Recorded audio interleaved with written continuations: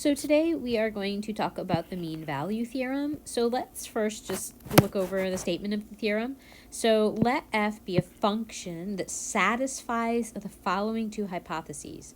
One, f is continuous on the closed interval AB.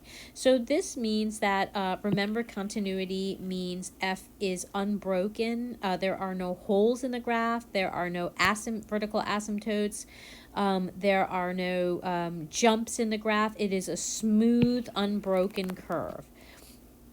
The second condition is f is differentiable. I would think about this mainly as, f should not have any corners or sharp points or cusps. So the graph should be nice and smooth, roughly speaking.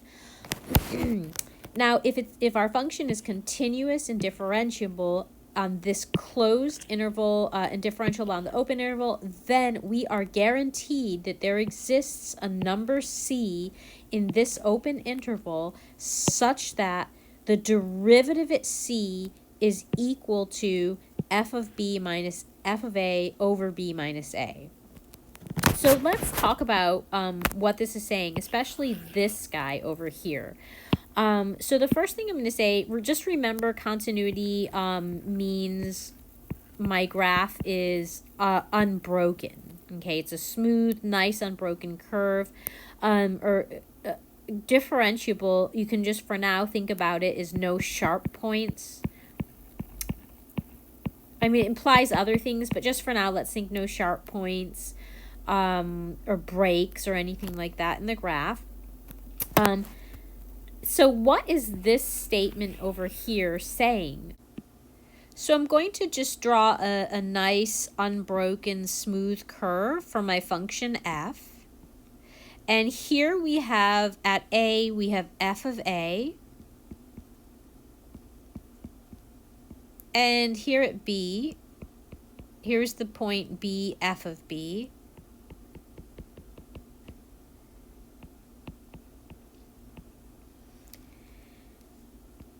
And so you can see that this quantity we have right here is actually the slope of the secant line. Okay, so this quantity right here is the slope of the line, the blue line that runs through these 2 points on the graph at A and B.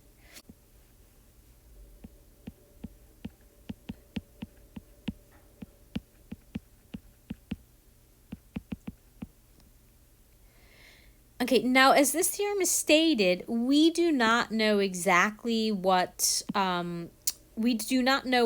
is. All we know is that C exists and C lives in this interval right here. Okay, and the condition that C satisfies is that the derivative at C is equal to the slope of the secant line.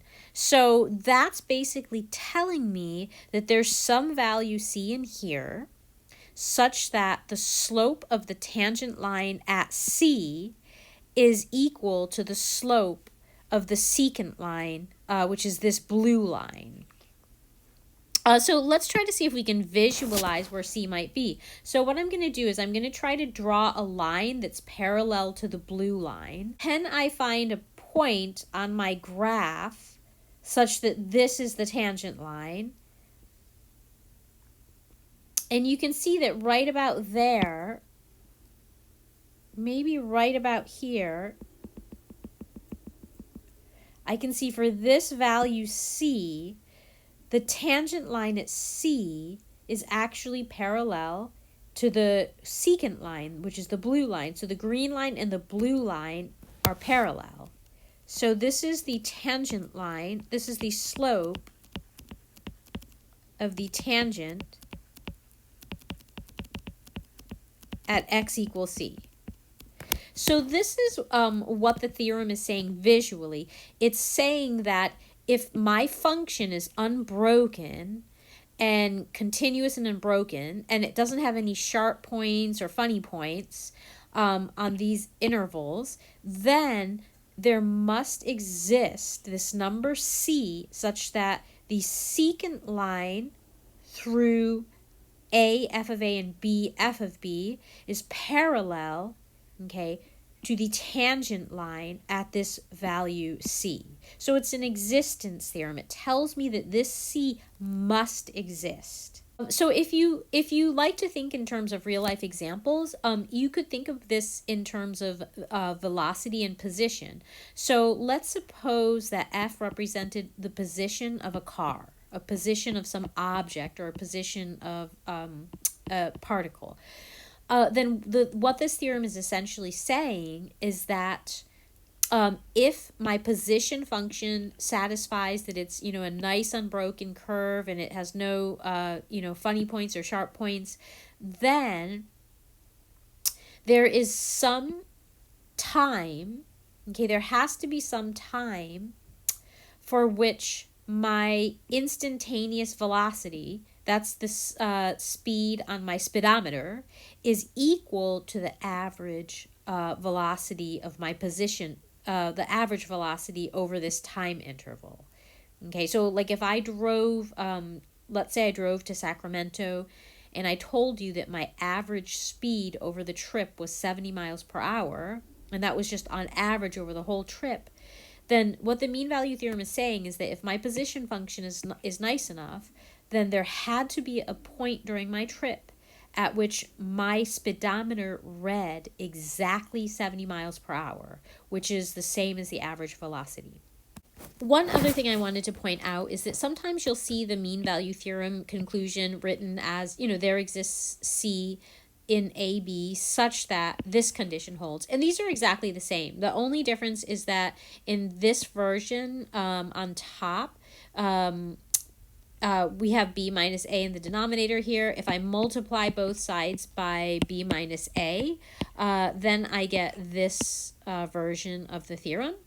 But one way to just think about this, when it's written like this, I think about it a little differently. As my function, as my x value changes from, let's say, like 1 to 5, if this is the rate of growth of my function, this is how much my function grew in that time interval. Okay, so again, it helps to think of this in terms of the change in the outputs.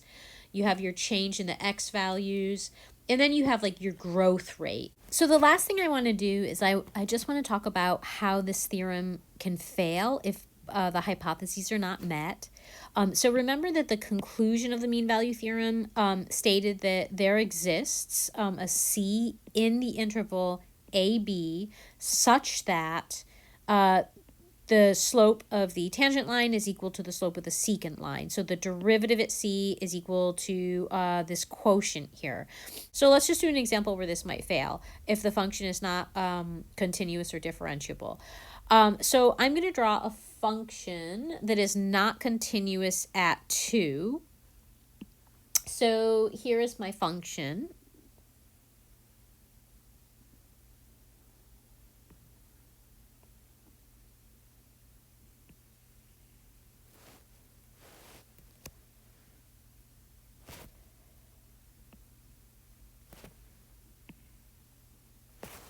So here's a function that is not continuous at x equal 2. But everything else is good. It's continuous everywhere else in the interval 1, 4, and it is also differentiable everywhere in the interval 1, 4, open interval 1, 4. But it's not, of course, differentiable at x equal 2. So it's not continuous or differentiable at x equal 2. Of course, differentiability implies continuity, so we expected that.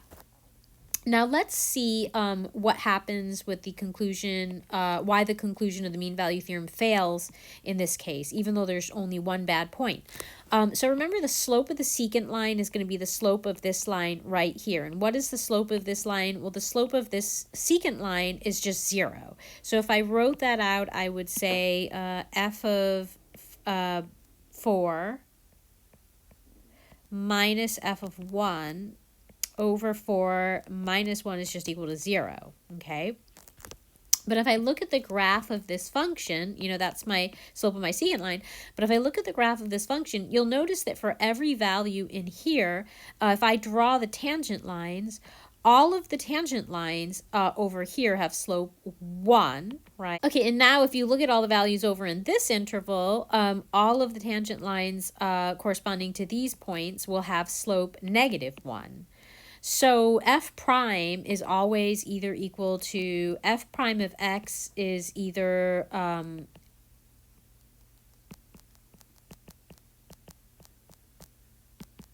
if it's defined.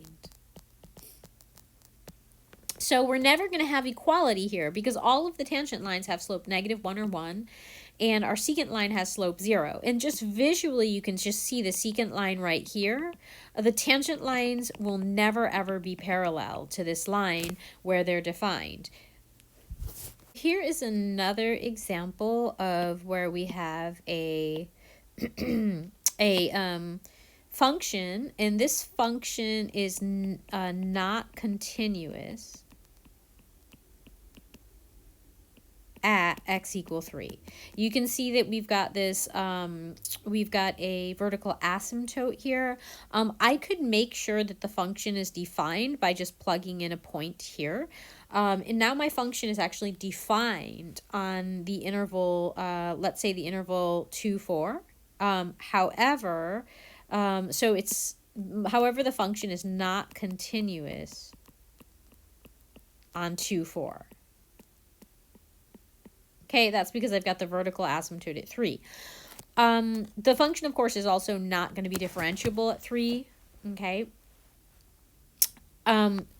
So let's take a look at what happens with these two conditions. Okay, so first I'm going to draw a sketch of the secant line. So that's the line who has this slope.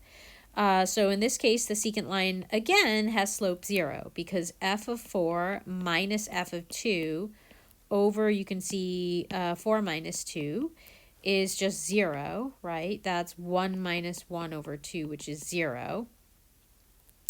But if you look at the graph of my function, in this interval, all of the tangent lines have positive slope. Okay, so the slopes are never going to be 0 for any point in this interval. And if you look at this part of the interval, all the tangent lines corresponding to those x values have negative slope, right? So the slope of the tangent line, so f prime of c, and where c is the slope of those tangent lines, is never going to be equal to 0. So I want to do one more example of how the mean value theorem can fail if both of the hypotheses of continuity and differentiability are not met. In this example, this function is actually continuous on the interval 1, 3. You can see that it's unbroken.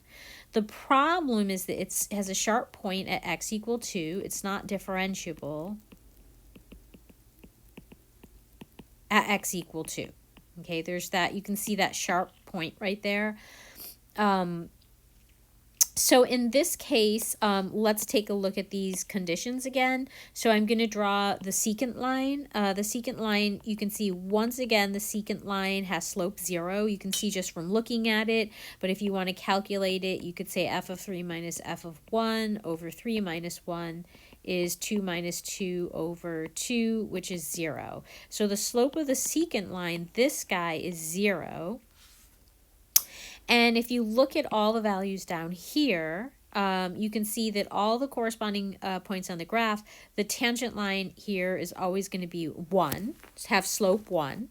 And for these values over here, these x values, the corresponding points on the graph over here will always have tangent lines with slope -1.